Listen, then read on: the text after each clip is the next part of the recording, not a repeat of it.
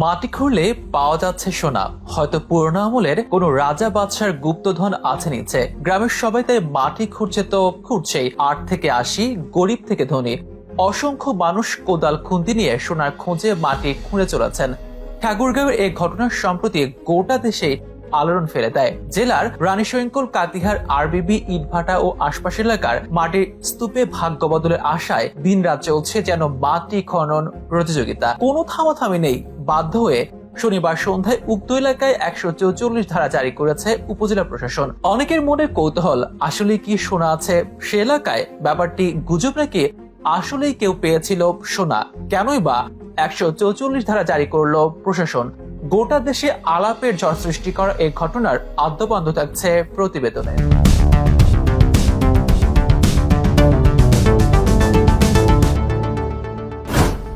গ্রামীণ পাকা সড়কের পাশে থরে থরে সাজানো কাঁচা ইট, পাশে ধোয়া ছাড়িয়ে চুল্লিতে পড়ছে সেগুলো। চুল্লি ঘিরে মাটির টিভি, সে টিভির মাটি খুঁড়লে মিলছে সোনা। এমন খবরই হয়েছে গোটা এলাকায়। নানা বয়সের নানা পেশার মানুষ তাই কোদাল, খুন্তি, শাবল, বসিলা নিয়ে হাজির সেখানে। দিনদার সোনা খুঁজে চলেছেন গ্রামবাসী। একদিন দুদিন নয়, গত এক সপ্তাহ ধরে এমন হুলস্থুল কাণ্ড চলছে ঠাকুরগাঁওয়ের রানীশঙ্কল উপজেলার রাজৌর এলাকার আরবিবি ব্রিক্স নামের একটি ইট ভাটায়। কিন্তু আসলে কি সোনা পাওয়া যাচ্ছে সেখানে? কিভাবে এমন খবর প্রথম প্রকাশ্যে আসে? এমন প্রশ্নের জবাবে স্থানীয় কয়েকজন বলেন, ইটের কাঁচামাল হিসেবে ফসলের জমি থেকে মাটি কেটে ভাটায় স্তূপ করে কর্তৃপক্ষ।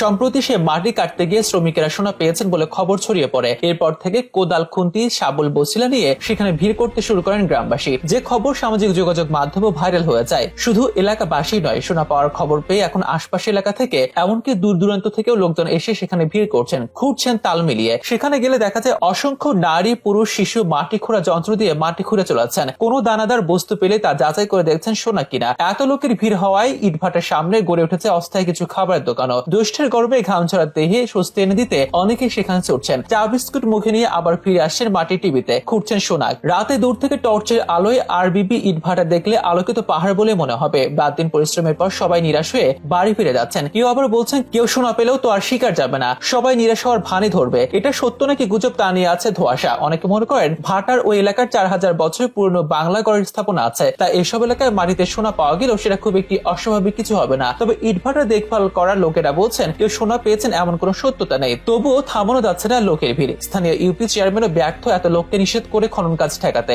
অবশেষে প্রশাসনের মাধ্যমে আটকে দেওয়া হলো গ্রামবাসীকে। নিরাপত্তা ঝুঁকি চিন্তা করে সে ইটভাটার ১৪৪ ধারা জারি করেছে প্রশাসন। রানীশঙ্কল উপজেলা নির্বাহী অফিসার মোহাম্মদ রফিকুল হাসান এক বিজ্ঞপ্তি জারি করে এসব তথ্য জানিয়েছেন। বিজ্ঞপ্তির মাধ্যমে তিনি জানান, আগ্রাসী লোকজন স্বর্ণ পাওয়ার আশায় ঝগড়া, বিবাদ, কলহ ও দ্বন্দ্বে লিপ্ত হচ্ছে। প্রতিদিন জনগণ মাটি খুঁড়ে স্বর্ণের সন্ধান করতে থাকলে যে কোনো সময় ঘটনাস্থলে মারামারি, খুন, জখম সহ আইন শৃঙ্খলা পরিস্থিতির অবনতি ঘটার সম্ভাবনা রয়েছে। তাই জেলা প্রশাসকের নির্দেশে আইন শৃঙ্খলা পরিস্থিতি স্বাভাবিক রাখতে ইটভাটা এলাকা ও এর আশপাশে ফৌজদারি কার্যবিধি ১৪৪ ধারা জারি করা হয়েছে।